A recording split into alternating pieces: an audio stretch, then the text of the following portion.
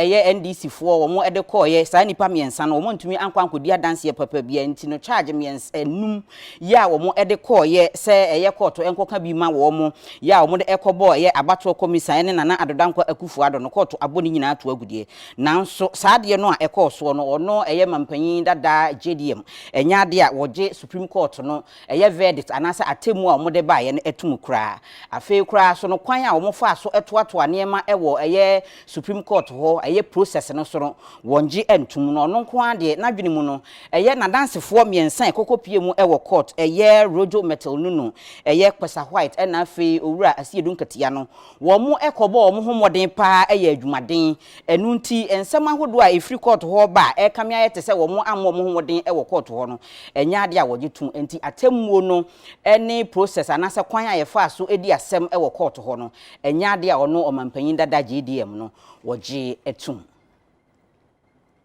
yeto aso de ane da so a ewo eye omampanyin dada JDM ne nsema hodo a okan ye no odi atudwa se kwan a abato eye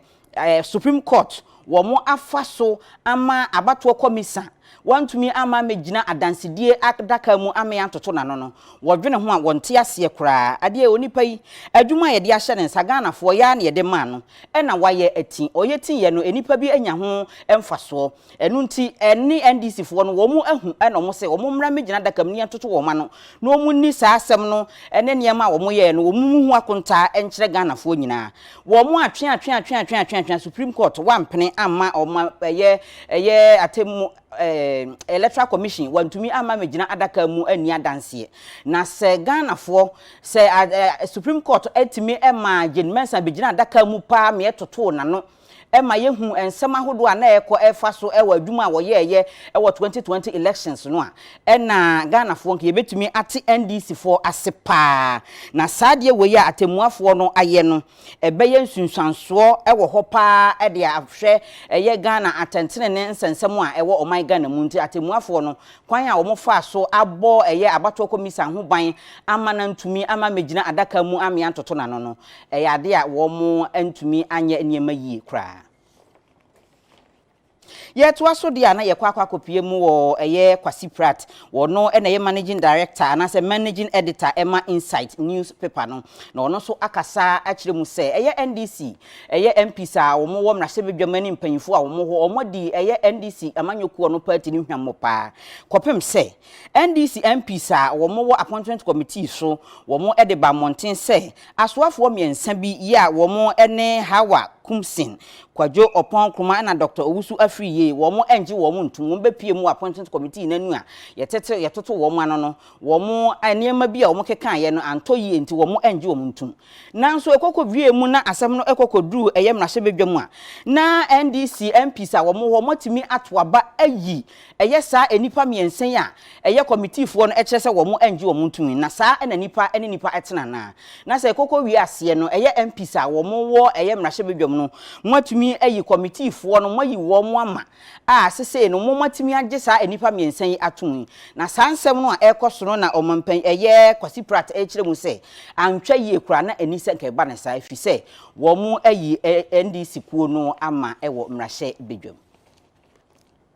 ye to aso dia na ye ko akopie mu ewo auditor general nsensem a etwagu ewo man Ghana mu yi ho ensem no owura Daniel Yawo Dom Levlo wono ene ye editor general ewo oman Ghana mu na nche ye kwa na ye te se ye se waboaboa eye ne leave anase ahomeje ye se wokọ na fibia na waboaboa no anti aban ehye ne se wonko sa leave no eye bosome miensa okọ bosome miensa ne ba ye anase se wo hye na adwuma ase so no ye se eye board e aba monten se abra so so obeso okọ na home na chese retirement ya na aso na no ekoko wiase no ene ye say ye wo no 1960 afi so kra o fill ne forms bi e wo senate no okwan kokotro 1961 na ni nyina mu na chese akabosome miensa ama na ko retirement na eno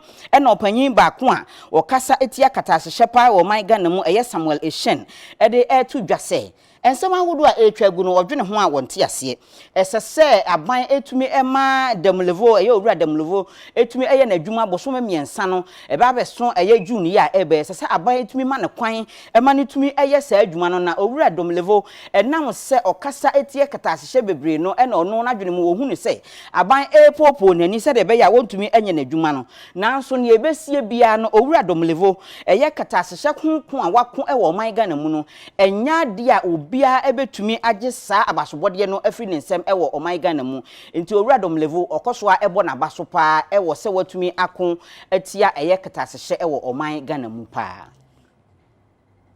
yedi dawuro ne ekwa akobie dia na yekwa akopie mu owura koku ayidoho na kache ono na ankane na oye deputy general secretary ema NDC amanyokuo no ono so ede nano ato eye Supreme Court nsensem ya eni atemu a eba enura no ode nano atomo eno no na o kire mu se eye asemu ekokopie mu eye Supreme Court a amanfo kasa ye NDC ene de asemu akopie mu e Supreme Court no ono de wohunu ne sa na ye omampanyin dada JDM wono ene de na asem akopie mu ewo eye Supreme Court ama atemu atumi aba na sesi a ono ye kasa yi no eye elder ofosu ampofo eno ene di party nanim enu nti ye nhya no nso enu nti ototo sre eye elder ofosu ampofo se wonya kokoduo na wonfa ne nan ensi form na entumi ema asundwie emra eye NDC amanyuko party no enu na saa asem we no a wo ka na nyese wo ka eno akeke eye party ne emra eye NDC ne emra a ewo mu no e kire se eye elder ofosu ampofo wono enedi party no anum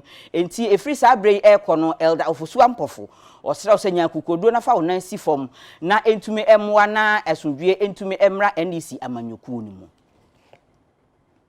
eha na brebe me nkwan amye dawuro kase no asi obada obofo Adwoa Obiyaa Obeng me na mbebo mu ema mo nyina mo ene hwa wogeme ahenewa